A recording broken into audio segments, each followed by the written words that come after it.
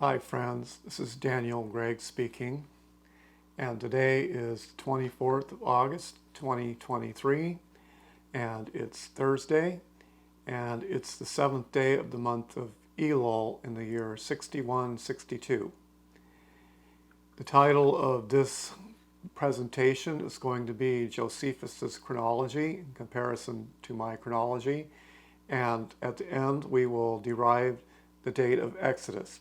If you haven't watched the other videos, they are all foundational to this video. This is in the order I have given them, even if they're not so numbered on the channel. Okay. Josephus supplies us at first in his Antiquities with the figure 592 years between the Exodus and the 4th year of Solomon. And then he corrects this figure later on in his last book of Antiquities and in another later book against Apion to 612 years. So what I want to do is I want to read you the sources on this.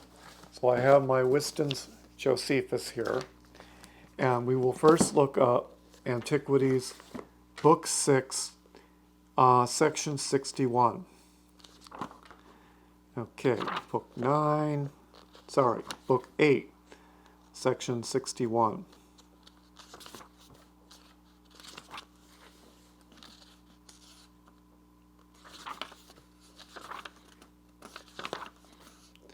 Here we go. Solomon began to build the temple in the 4th year of his reign, on the 2nd month, which the Macedonians call Artemisius and the Hebrews Iyar, 592 years after the Exodus out of Egypt. All right, so that's his first figure for this time period. Okay, so his second figure for this time period in a later book, and Josephus didn't publish his works all at once. They were published in several separate books.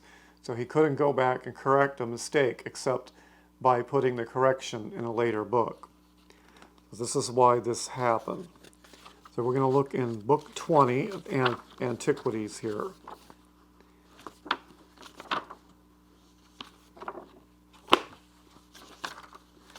Which is pretty close to the last. Section 230.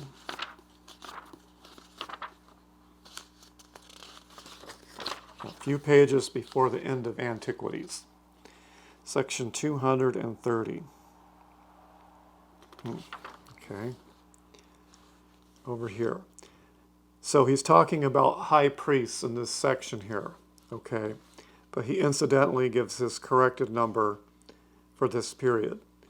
Now the number of years during the rule of these 13, from the day when our fathers departed out of Egypt under Moses, their leader, until the building of that temple which King Solomon erected at Jerusalem, were 612. Okay, so that's his corrected figure. And then we can look up in Against Apion, which was a disputation between Josephus and another man. Book 2, Section 19. Okay. And Josephus says, maybe we're jumping in the middle of a sentence here, but you'll have to bear with that. As also that this Hiram was a friend of Solomon when he was building the temple of Jerusalem, and gave him great assistance in his building that temple, while Solomon himself built the temple 612 years after the Jews came out of Egypt. Okay, so we have the initial number of Josephus at 592 years and his corrected number at 612 years, given in two places in Antiquities, and another given in one place in Antiquities and another place in a later work. Okay, so we'll put that aside. Okay.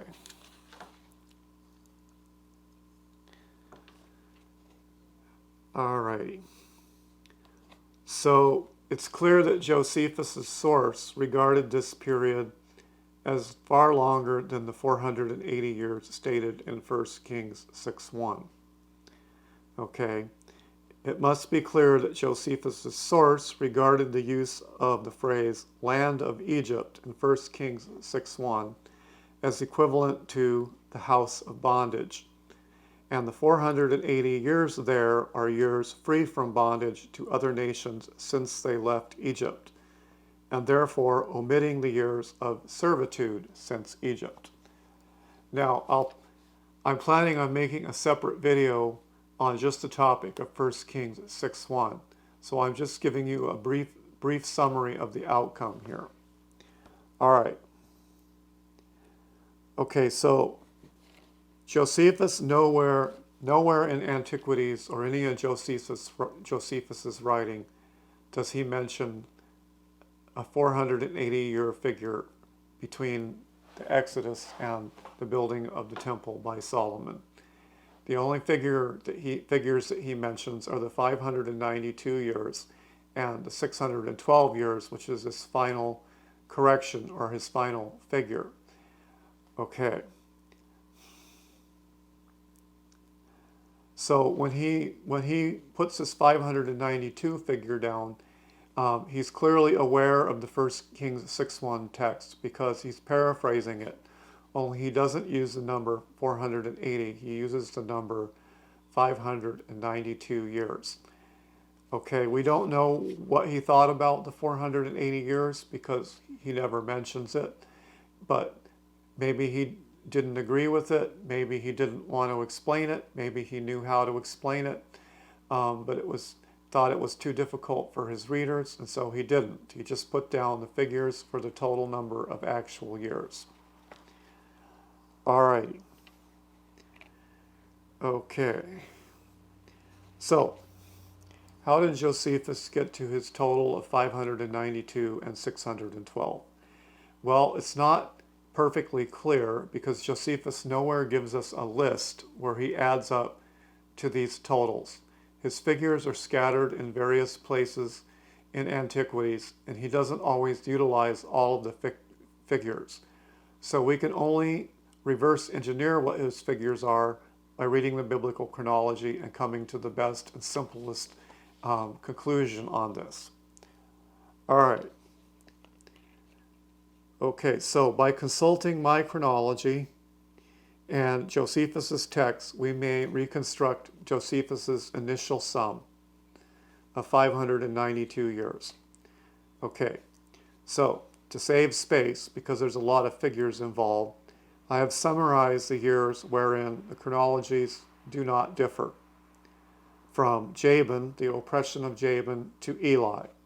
So here I'll put up quickly on the screen this sum for you because it's going to be a constant between the two chronologies.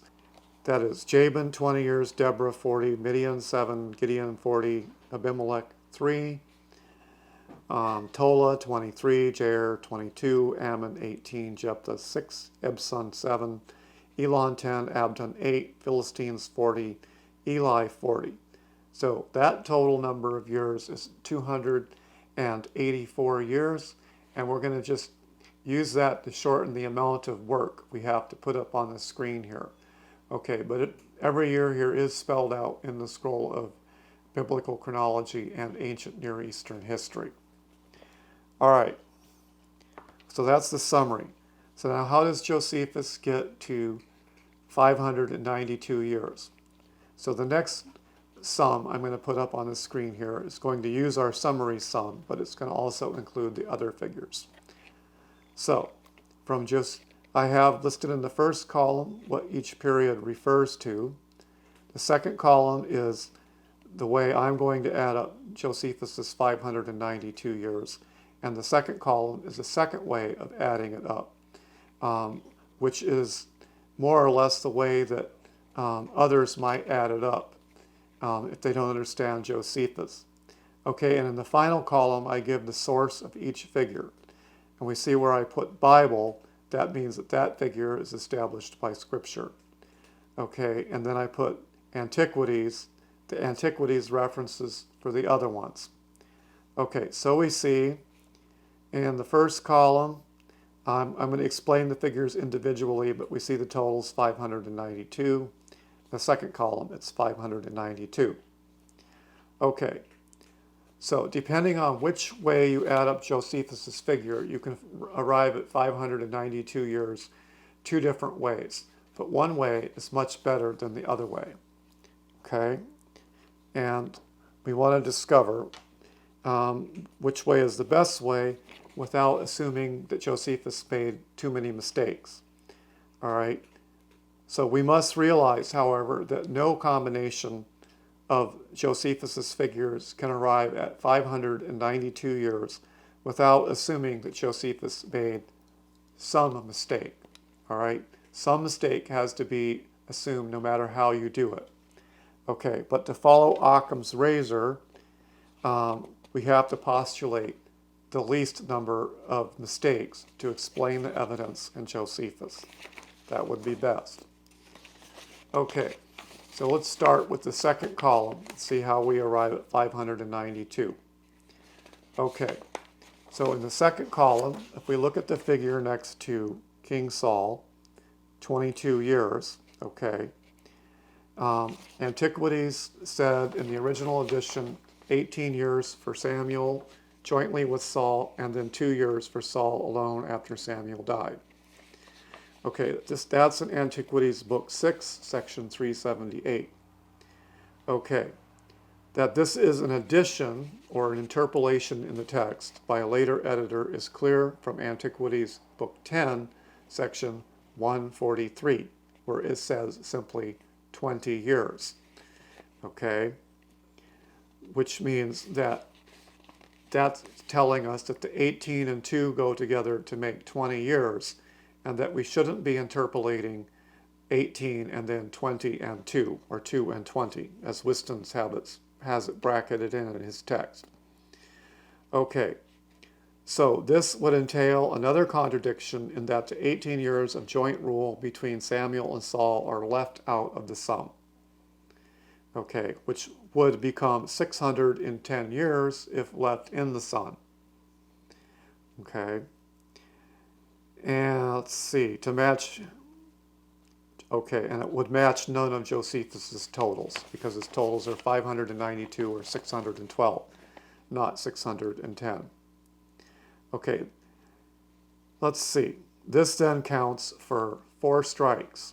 Okay, 1 to contradict Antiquities Book 10, Section 143, 1 for amending the text, 1 for skipping the 18 years, and 1 that the totals do not match in the end. Okay, the second column also contradicts the best interpretation of Antiquities Book 6, Section 84. Okay, and that's the figure for the anarchy. Okay, 18 years as an independent figure. Okay, but if you read Antiquities Book 6, Section 84, you will see that it implies that the 18 years go to the end of Cushan's 8 years. In other words, it's not an entire independent period of 18 years. It's actually overlapping 8 years with Cushan, which means it's only 10 years of independent years. So now we are at 5 strikes on column 2. Okay, the second column also omits the 20 years of Philistine rules after Eli died. And that is a biblical number, and Josephus actually does mention the number. But in order to get the 592 years here, you cannot include it in the total. Okay, so that's a strike. Now we are at 6 strikes. Okay, so please note that the 20 years of Samson's rule is omitted in both Psalms because Scripture says it was in the days of the 40 years for the first Philistine rule. Okay, so that's implicit here in the 284 years from Jabin to Eli. Okay, but it's the same in both cases.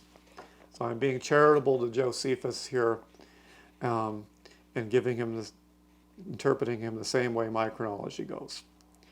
Okay, so now, so we're at 6 strikes, I said. Okay, so now let's examine the first column. Here we have to amend the text in only one place. The 25 years are an error for 15. Okay, and one will see that in my chronology I have exactly 15 years for the rule of Joshua. But in explaining Josephus' number, this counts as one strike, one assumption. Therefore, column 1 versus column 2. Occam's razor makes column 1 the winner by 5 horse lengths. Okay, so now let's go on to Josephus' final and corrected number of 612 years.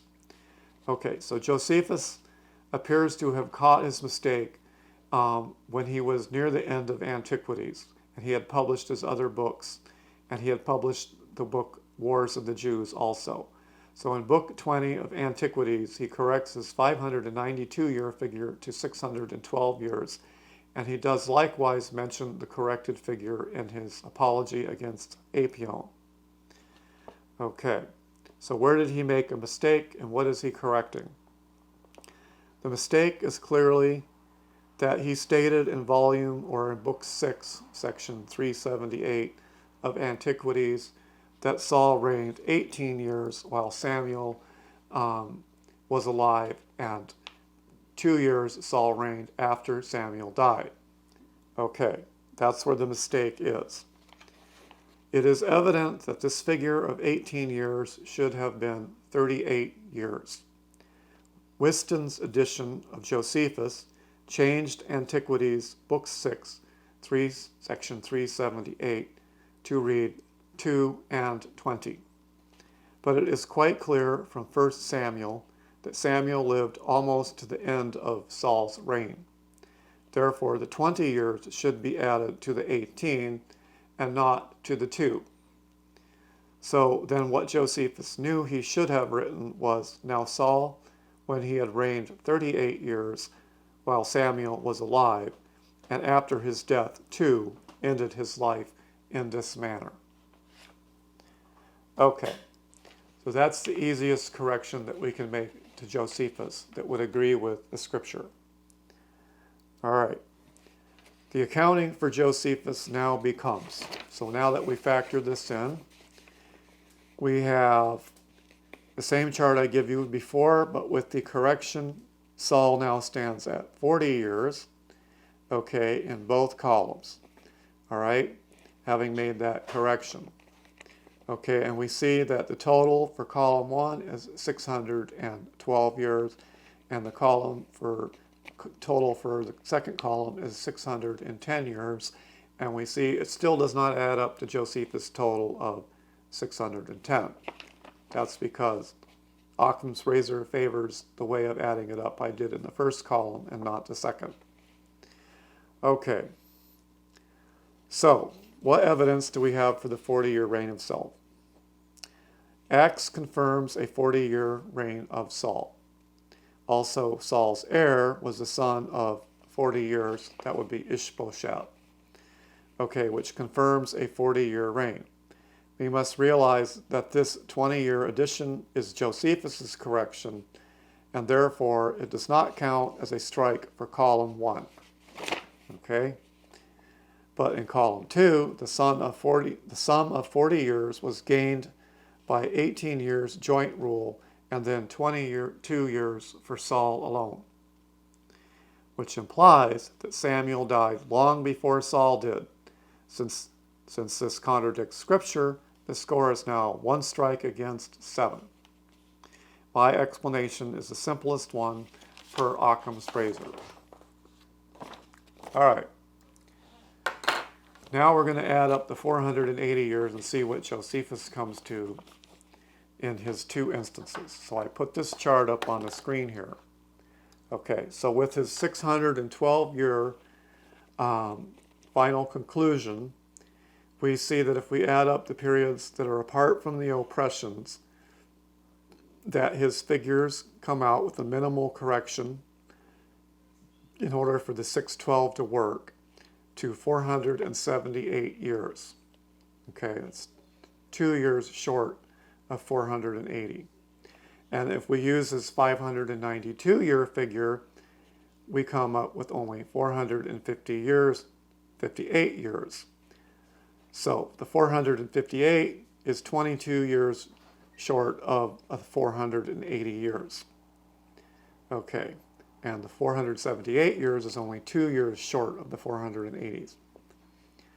At this point, we can go no further with Josephus's chronology. He has a 2-year error. I have marked the places where 2 years might be added with an asterisk. So if we look here in the chart, we'll see we could add it to Joshua, to the anarchy, to Shamgar, which is an assumed figure anyway, or to Samuel, okay, which is not stated in Scripture. So the scroll of biblical chronology and ancient Near Eastern history. Okay, that's my editing volume right here. Okay, determines the final corrections to Josephus's chronology. So here's the chart. Okay, which is similar to Josephus's other chart, but I'm going to asterisk the points where we've made changes here. Okay, so the anarchy, instead of 10 years, becomes 11 years. Okay, and that was obtained by moving the year of Shamgar to the anarchy. Shamgar gets 0 years. That was shifted to the anarchy. And we added 2 years to Samuel to arrive at a total of 614 years. Okay, point number 1. Scripture does not equivocate the end of the 80 years begun with Ehud with his death, and Shamgar is given no reign length. It is evident that Shamgar simply succeeded Ehud during the 80 years. So Shamgar ruled many years in the 80-year period. So that's how I justify shifting that 1 year. Okay, and I didn't put this in the script, but by the way, this means that Josephus' chronology would calculate out to 451 years from Cushan for all the figures in Judges, whereas my chronology will calculate out to exactly 450 years for all the figures given in Judges and the book of 1 Samuel down to Samuel. And this is the figure that's mentioned in the book of Acts. Okay, so that's a justification for putting Shamgar in an earlier period. All right. Okay, so beyond the division of the land, okay, this is the reason for, this is a complex problem here. At the end of the 6 years of war, okay, for the conquest of Canaan, no numbers are given in Scripture for the period, also known as the anarchy after the war. And no numbers are given for Samuel's judgeship between the victory over the Philistines and the beginning of Saul's rule. Properly speaking, any adjustment in Samuel's years has to be counterbalanced with an adjustment in the other period. How I came up with the 14 years for Samuel is due to a complex calculus of finding 70 sabbatical years during the periods of Israel's sin and the demographics of Joshua and his contemporaries dying off before the 8 years of Cushan. All right, so at this point, I need some water.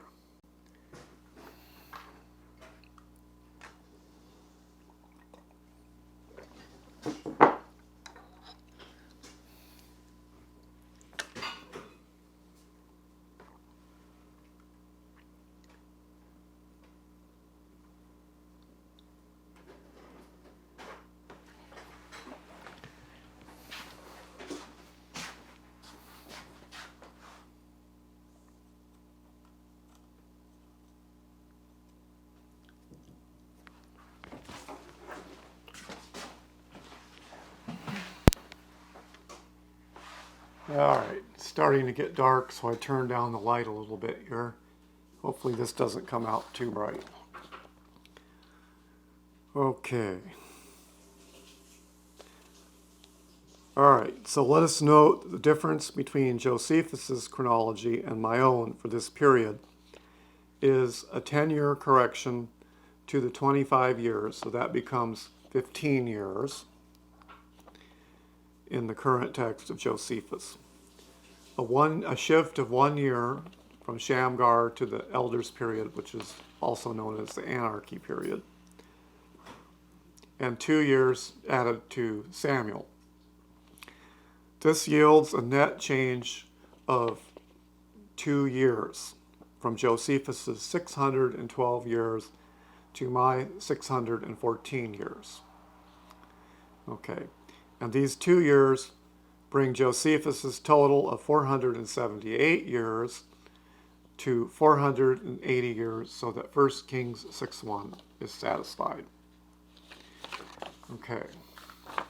What Josephus believed about 1 Kings 6:1 is never disclosed in any of his writings, or about the Hebrew text of 480 years, because he never talks about it. Okay, but he did believe the actual number of years was 612 years, which must be corrected by only 2 years to 614 years. Josephus is in remarkable agreement with the scroll of biblical chronology in ancient Near Eastern history. Josephus no doubt laid eyes on Manetho's History of Egypt and other ancient works in the Library of Alexandria, which serve to confirm that the long chronology is correct. Modern evangelical Christians are therefore in great error to believe the downward revisions of biblical chronology imposed on Scripture in the 20th century, or the claims that the standard Egyptian chronology needs to be revised downward to match the downwardly revised chronology imposed on Scripture. Okay, so that's the end of our main presentation there. Now I'm going to tell you about an update in the Scroll of Biblical Chronology in Ancient Near Eastern History, Volume 1. Okay, and probably Volume 2 needs this update too.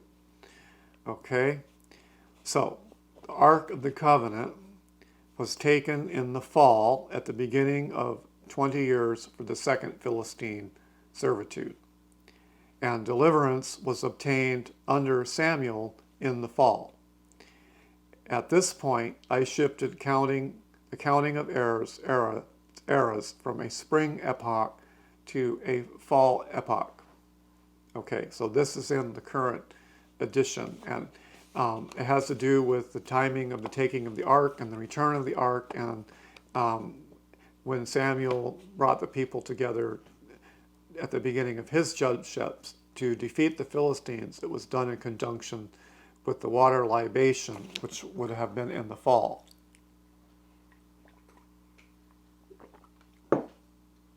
Okay, so here's the correction. However, when I was counting absolute time on the 480 years. So I counted a year split in half. One half of the year 382 before this servitude, and one half of year 382 after it. I have realized the unsoundness of this procedure. In the update, I will count the half year before the servitude as 382, and then the half year after it, which is now counted on a Tishri basis, I count as 383. So that the remaining of the 480 years are all counted exactly parallel to the Tishri year. Okay, so why did I do this? This solution to counting is much more pedantically sound. It's based on a one-to-one mapping of differing epochs according to the following rule. A Nisan year maps to the Julian year starting about 3 months before, January 1, just before the Nisan year. A Tishri year maps to the January 1 year starting about 3 months after it. And all three epochs will intersect in the 6 months between Nisan 1 and Tishri 1. Okay, so I used a similar method to state feast days. This year, Yom Teruah will be on September 17th. This date in the Roman calendar is midnight to midnight, but the feast day epoch is sunset to sunset. So the mapping of September 17th is to the sunset before the day part of September 17, to the sunset ending the day part of September 17, or more precisely, to sunset on September 16 to sunset on September 17. Okay, so this is a version of the same thing. Therefore, in adding up Julian years, Tishri years, or Nisan years, it will be understood which year is meant in terms of the others, with a one-to-one mapping. With this said, okay, so now we're going to get to our Exodus calculation here, okay, to find out when the date of the Exodus was. With this said, the fourth year of Solomon is the year 1019 BC, which will accordingly mean 1020.t/1019.t. So that's a 2-year Julian notation of expressing biblical year on a Tishri basis. 1020 BC Tishri to 1019 BC Tishri. Okay, and the year of the Exodus is 1632 BC, which accordingly will mean 1632.n/1631.n, or 1632 BC in the month of Nisan to 1631 in the month of Nisan. So the following equation is proved. So I put this up on the screen. 1632 BC equals 1, year 1 in our counting. Okay, and that tells us we understand that year is 1632.n to 1631.n. So now we subtract 613 years from both sides of this equation. Okay, and since the BC goes backwards and counting goes forward here, we're going to subtract from one side and add to the other. Okay, so 1632 BC minus 613 is 1019 BC, and 1 plus 613 is 614 years. And that's equal to the fourth year of Solomon, which we understand as 1020.t to 1019.t using our one-to-one mapping convention. Okay. Now, we start in 1019 BC, which is year 4 of Solomon, in this next chart I put up for you. And we subtract 36 years from one side and add 36 years to the other side. And we end up with 1019 minus 36 is 983 BC. And we end up with 4 years plus 36 years equals 40 for the 40th year of Solomon. Okay, so we go one more year into the future and we come up with 982 BC equals year 1 of the divided kingdom. Okay, so now we chart out our 392-year era for the divided kingdom. So we subtract 389 from 982 BC, and we add 389 to year 1 of the divided kingdom, and we come up with 1 plus 389 equals 390, and we come up with 982 minus 389 equals 593 BC. That would be the 390th year of the divided kingdom. And this maps, so I'm going to give a little bracketed set notation here. 593 maps to the same year as 594.Tishri to 593.Tishri maps to the same year as 593.Nisan to 592.Nisan. Okay, and indeed, Ezekiel 4 is revealed in the overlapping parts of all of these years, as you can check for it, see for yourself in Ezekiel chapter 1. You can see which months of the year it states there, and that's in the overlapping parts. So now, if you recognize, we've come to the point I've been talking about in my preceding videos, namely 593 for the 5th year of the exile, and we calculated back astronomical synchronisms from there, and Jubilee synchronisms from there using the Daniel 9 sabbatical year. And so we see that we've connected up with our foundations here. Okay, so what do we got on the next page? Oh, so we have nothing more on the next page. So thank you for listening. I hope you enjoy the numbers. And I know it's a lot of mental work, but thank you for listening anyway. Daniel Gregg, over and out.